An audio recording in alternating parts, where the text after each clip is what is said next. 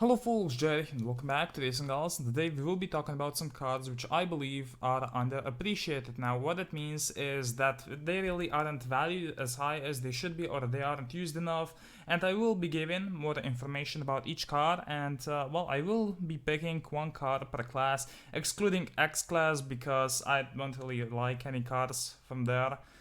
I mean, I guess I do, but like, I don't know how to drive them. X class is really not that amazing, at least in my opinion, but still, other classes, even R2s and R3s, we will be going to that. So let's start off with, as you guys can see, the D-Class card, which is the Honda CRX. Now the Honda CRX SI, as the name suggests, is pretty much very similar to the Honda Civic SI in some terms. For example, the world records are around even, except that the CRX is probably a bit more consistent, at least in my opinion. It's more easy to master. The release is very similar to the Dodge Viper ACRX, which means that you have to release just before the second light comes on. Shifting is very simple. I mean, I didn't have a lot of practice with this car. For example, the one you can see right here is my first run after like a month with this car, so really quite like it. I'm not saying that it should be valued really high, but I am saying that this car is really good, and if you are looking to get something that's similar to the Honda Civic SI but you don't really want the SI, you should probably consider this. For C-Class, you guys might recognize this car. It is the Skyline R32. This is the crate one, but there are also turf versions out there. Now, this car in particular was in fact APK modded. That means that it is a crate version which has a body kit on it, which, without APKs that wouldn't be possible, but I got it, so it's quite rare. Still, I'm pretty awful with this car. Like, I used it in a bunch of my pink slip ladders, and usually I got really shitty times with it. Now, the reason why I'm actually talking about this in this episode is because it is very fast for a C-Class car. It's faster than some of the B-Class cars as well. For example, this car is faster than the 2005 Subaru Impreza spoiler. We will be seeing that pretty soon, and I mean, it's just a really bizarre car, and it's not that difficult to get either, same as the CRX. It has been vaulted, except that this one wasn't ever available in the showroom, crate and turf only. Then again, the turfs were heavily duplicated, so you can go and get those pretty cheap as well. So, well, that's really all I have to say for this car.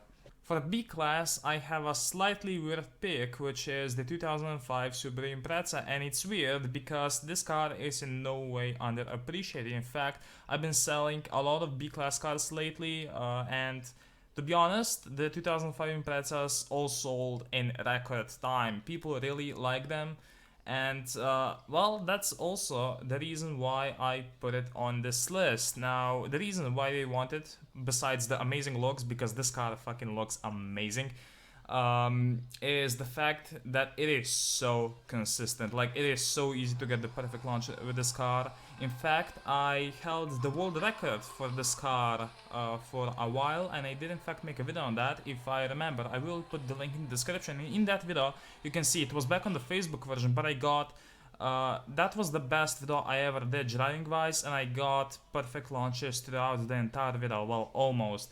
And this car is so fun to drive. It is not fast.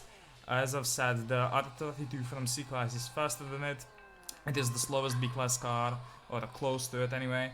It's, it's not fast, but it is amazing to drive, and it looks epic with the R-Spec body kit. So, yeah, really no wonder why those sold so fast.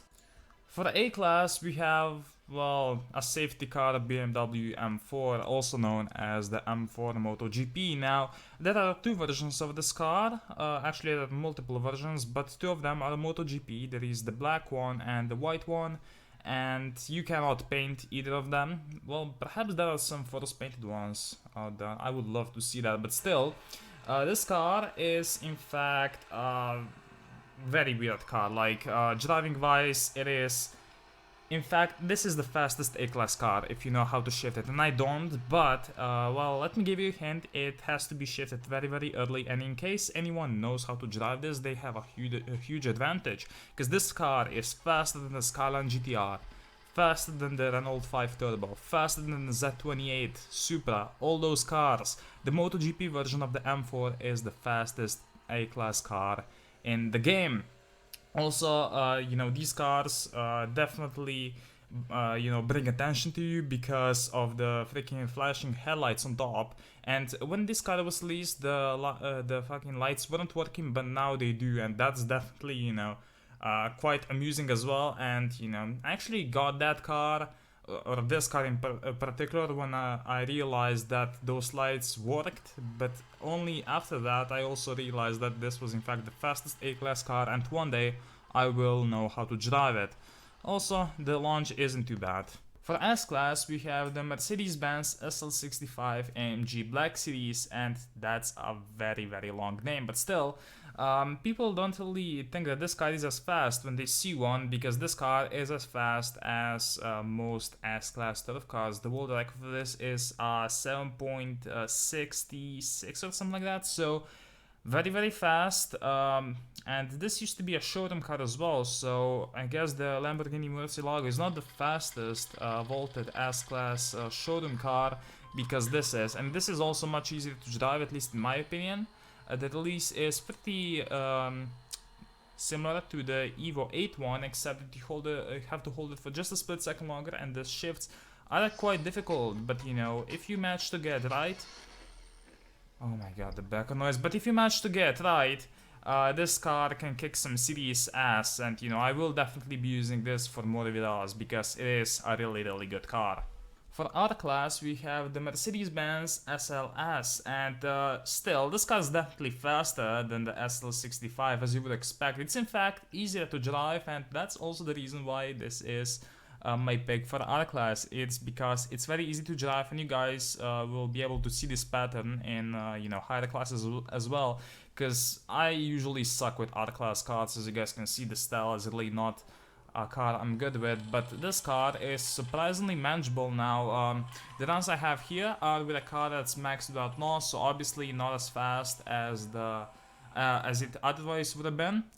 Still, this car, the world record is 6.838 or something like that, so it's faster than the Stella and other R-Class cars, while still being very easy to master. So this is definitely something to keep in mind when you're buying an R-Class car, or you know, pink slipping versus one. For example, if you run a Stella versus this, I mean, you know, if I was in a Stella and a person in this car would race to pinks, I would definitely go for it, because this car is so good, like so worth it.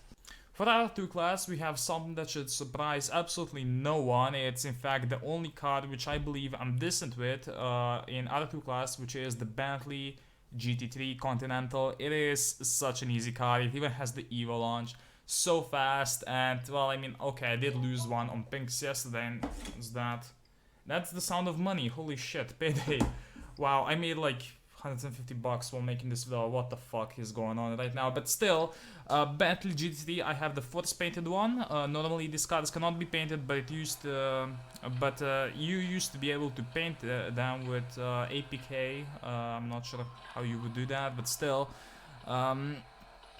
Anyway, what else is there to say about this car that I haven't said on my top 10 cards of racing hours? The link to that is in the description as well. Not much really, just really like this car. Definitely my favorite R2 class car as well, not appreciated enough.